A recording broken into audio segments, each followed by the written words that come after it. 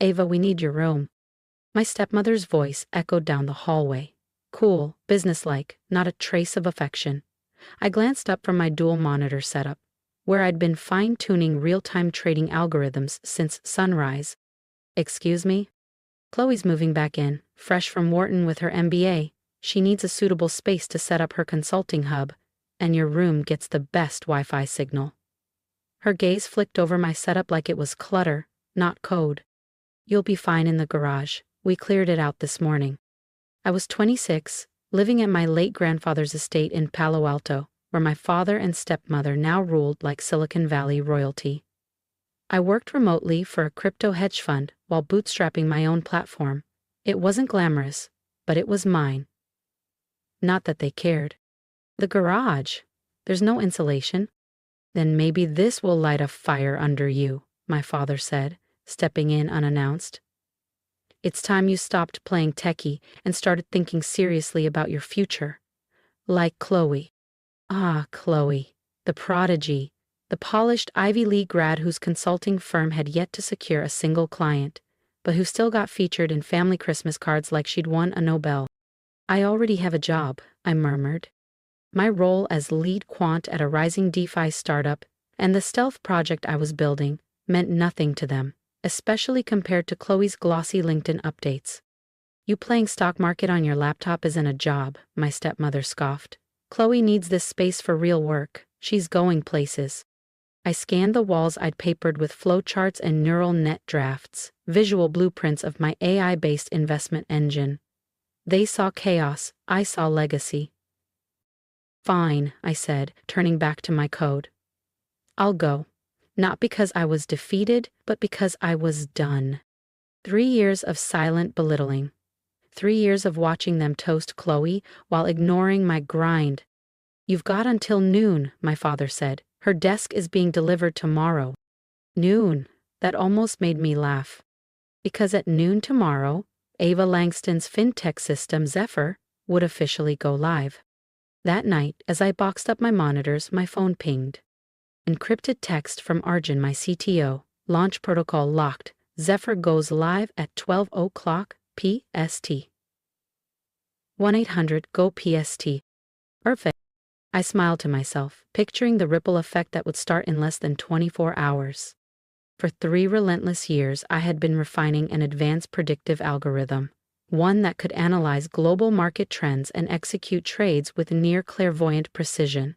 What they thought was just me playing stock market on my laptop had evolved into Zephyr Technologies, a fintech powerhouse, cloaked in anonymity behind layers of legal shields and offshore entities.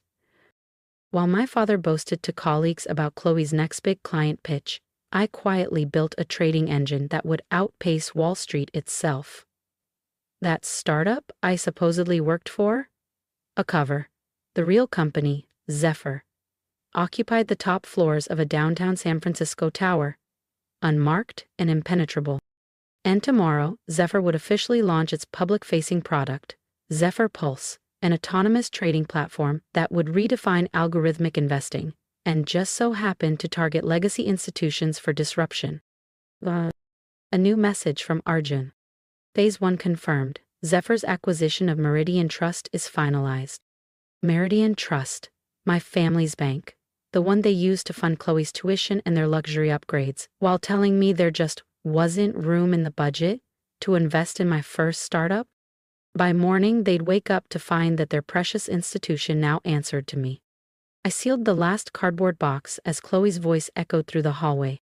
Mom, the decorator needs to know if we're going modern glam or coastal chic for Ava's old room. My room, my sanctuary, the one they'd always said was temporary until someone more successful came along. I thought of the Mike graduation they skipped for a wine tasting weekend, of the startup launch I financed on my own credit cards while they posted about Chloe's entrepreneurial spirit. Ava, my stepmother's voice cut in. Don't forget to leave your house key. You won't be coming back. I placed it on the desk without a word. They were right, I wasn't coming back. As I loaded the last box into my car, I could hear them chatting in the kitchen, buzzing about accent walls and velvet drapes. This space should reflect real ambition, not whatever Ava was doing. I slid into the driver's seat and opened my laptop. Typed in one line of code. Initiate Tiger Precaution. Authorization. Zephyr Prime. Then I pressed Enter. Protocol Tiger initiated. System-wide execution begins in 8 hours. The alert blinked across my laptop screen in clean, clinical text. I closed the lid and started my car, not a luxury coupe with vanity plates like Chloe's, but a modest hybrid, unassuming, intentional, just one more piece of the mask I'd worn for years. Because tomorrow, everything would shift. Tomorrow they'd understand what earned success really looked like. But before they saw power, they'd feel helpless. I drove through the glowing city streets to my true home, a penthouse on the top floor of ArcLight Towers, the most exclusive residence in San Francisco. The valet opened the garage for me, the concierge greeted me by name, and the elevator took me straight to a private foyer. Up here, I wasn't the underachiever. I was Ms. Langston, the elusive founder of Zephyr Technologies. I entered my sleek home office, screens blinking with real-time data streams. Zephyr Pulse was primed for launch. This wasn't just about disrupting Wall Street anymore. The system we were deploying would scan and flag illicit financial flows and shell structures, exposing, in particular, the sketchy accounting practices that had kept Langston Equity Holdings falsely inflated for years. The same firm my father had used to create Chloe's undisclosed trust accounts, while telling me to build something of my own. Buzz. A new message lit up my screen. A family group chat. Dinner tomorrow night at Bellerive to celebrate Chloe's consulting debut. Ava, you're welcome if you've figured out your living situation. Wear something appropriate.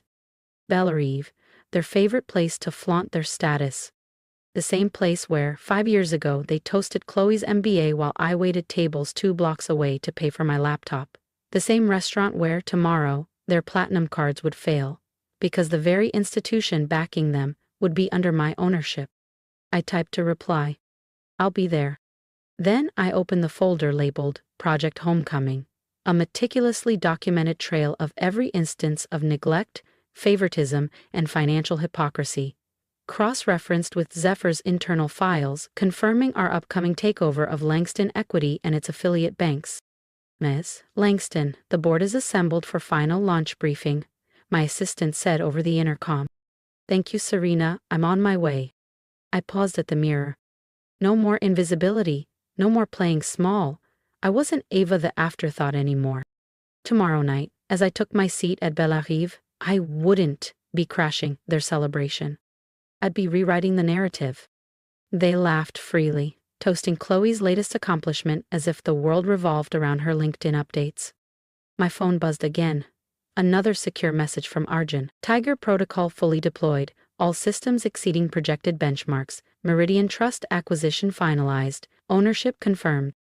I slid the phone into my clutch and stepped through the gold-framed doors of Bellerive, the restaurant my family revered as their social temple. The maitre d', Bernard, spotted me instantly, not as Ava the overlooked daughter, but as Miss Langston, principal owner of the very building we were standing in. "Your usual table, Miss Langston?" he asked with a subtle bow. I shook my head, eyes flicking toward the corner. "Not tonight, Bernard, I'm joining them."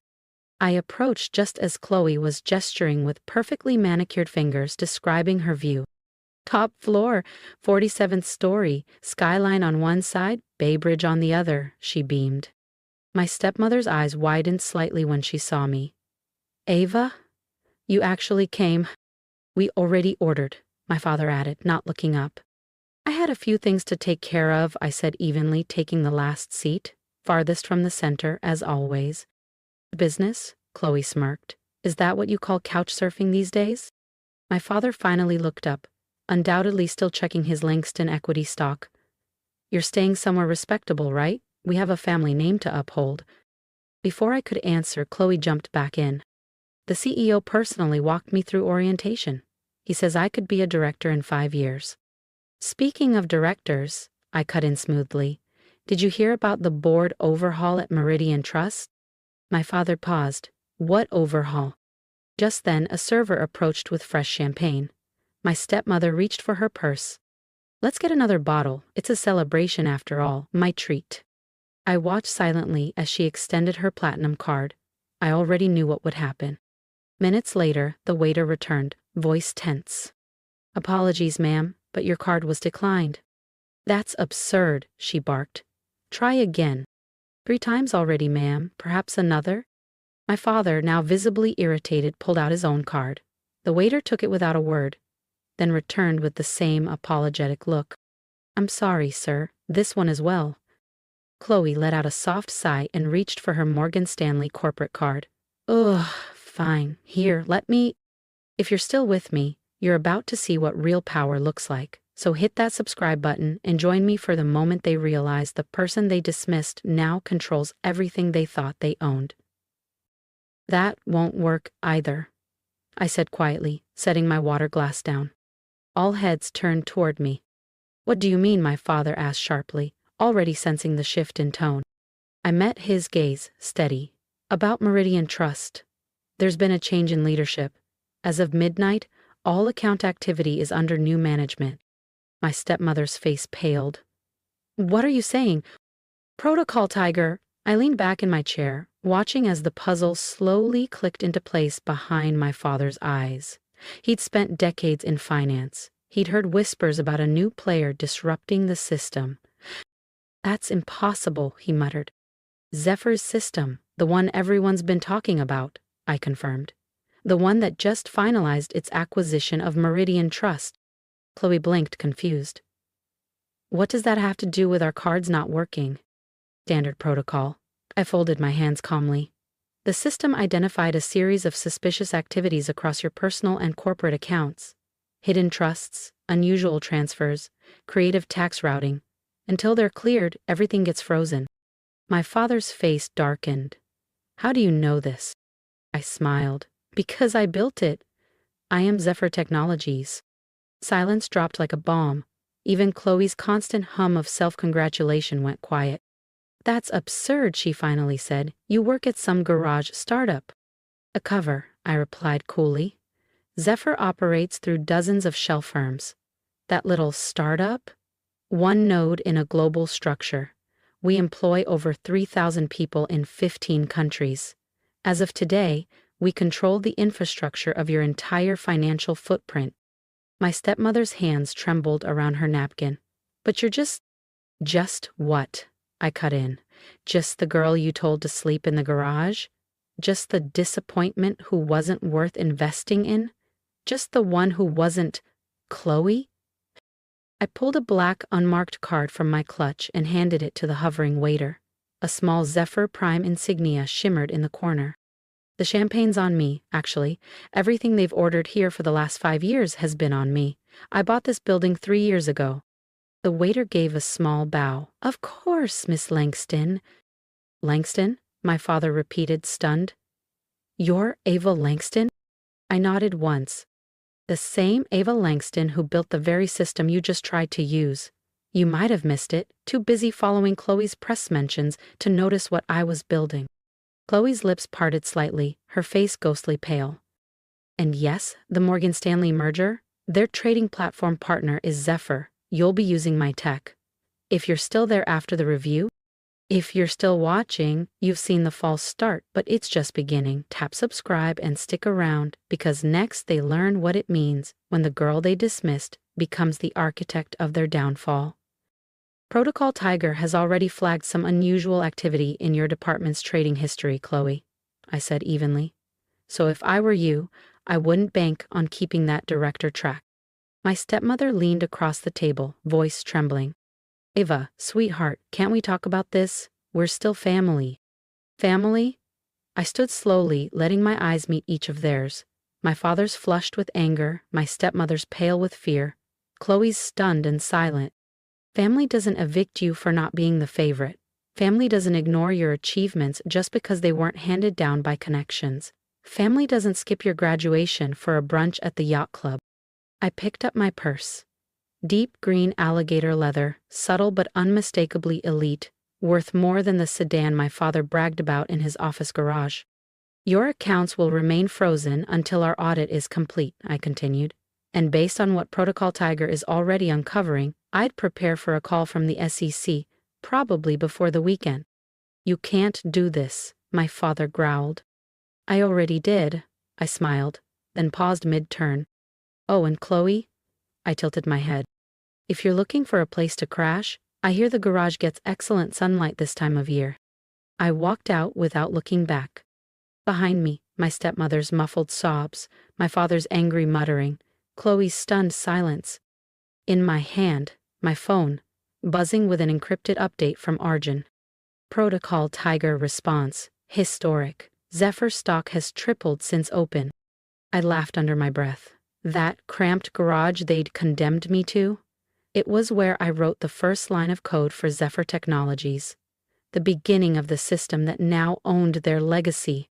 Over the next few weeks, everything unraveled. The SEC investigation exposed years of shady ledgers at Langston Equity Holdings. Chloe's position was dissolved during a full restructuring at Morgan Stanley.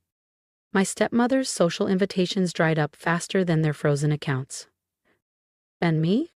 I kept building not for their recognition, but because I finally understood. True success isn't about boardroom bragging rights or inherited prestige. It's about creating something with impact. These days, when people ask me how it all started, I tell them the truth. Sometimes getting kicked out is the best thing that can happen to you. And sometimes the best revenge is served with a declined platinum card at their favorite table in Bellary. Balfalay Fun.